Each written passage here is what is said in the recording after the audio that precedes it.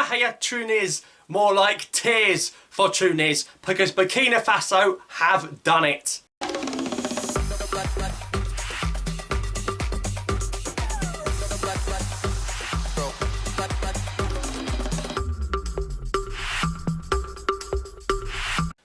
Welcome back to another video on the channel reviewing the day's AFCON action, and today we've seen not one but two teams from Group A advance to the semi-finals of AFCON 2021. We saw Cameroon see off the newcomers at Gambia in a 2-0 win, and we also saw Burkina Faso beat Tunisia with 10 men by 1-0. Let's start off with the evening game. Burkina Faso 1, Tunisia 0. Again, I expected Burkina Faso to win this game, even though they were without Bertrand Traore. He was sitting on the bench, so he'll be nice and fresh for that semi-final for Burkina Faso.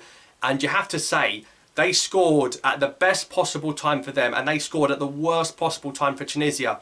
Just before you're going in for half-time, if you go in at 0-0, it's very even, it's very easy to do a team talk, but to concede with the last kick of the half, it's very hard to come back from.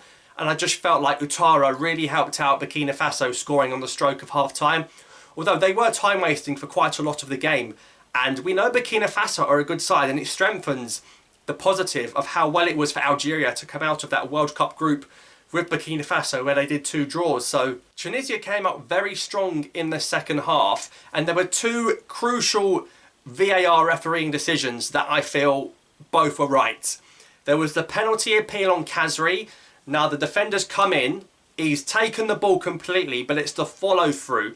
And very rarely do you see the referee go to the monitor and then not change his mind. I think he got that call spot on. Not a penalty for me on Khazri.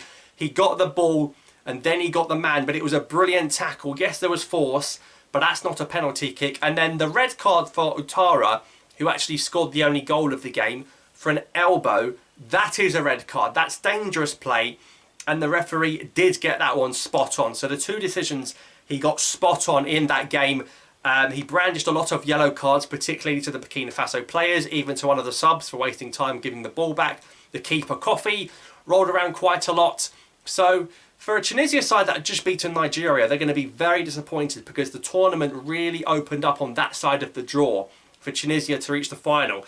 And now it means there's only going to be one North African team in the semi-finals, either Egypt or Morocco, who play tomorrow. So we'll have to wait and see what happens in that game. But Tunisia will be very disappointed, and I wouldn't be surprised if they complained again about the referee ending the game early. For only 4 minutes to be added was quite low, and he blew the whistle on 3 minutes and a half. So, but Tunisia didn't really look like scoring. They just tried to get it to the wings. The right-back Draguer at Forest struggled all game to deal with the pace of the Burkina players. So congratulations to Burkina Faso. Well done on your AFCON semi-final. And you'll be joined there by Cameroon, who you played in the opening game. Could we see Cameroon Burkina Faso, the opening game, become the final? Could you imagine? Because Cameroon, the hosts, in a packed-out Douala Stadium, they played on the potato field. These Algerian journalists saying there were going to be no more games on that pitch. What are they talking about? Cameroon 2, Gambia 0. Gambia barely had a shot on goal. And it doesn't matter, because for Gambia to reach the quarterfinals in their first ever AFCON was like a brilliant achievement. And to go out to the hosts, there's no shame in that. They got to half-time at 0-0. They did well. I thought second half they were going to come out a little bit more. They hit Cameroon on the break, hit them on the counter. But 2 goals from Toko Ekambi means that he's on 5 goals, catching up to Aboubakar's 6 goals for the Golden Boot at this tournament. Who's going to win the top scorer? Most certainly looking like a Cameroon player now. And also, if Cameroon do win AFCON, Algeria are going to have to beat the AFCON winners in Cameroon to get to the World Cup. The irony, that's the story. But Gambia should be very proud of their tournament, and I hope to see them again soon. The Barrow boys were very good. Collie at the back was very good. But Cameroon finally keep their clean sheet. They're going to be feeling strong going forwards and at the back now. So can Cameroon go all the way? They're 2 games now from 2 AFCON titles in the last 3 AFCON. So Cameroon and Burkina Faso are today's winners. And a quick look ahead to the next quarterfinals. Egypt-Morocco is a mouth-watering clash.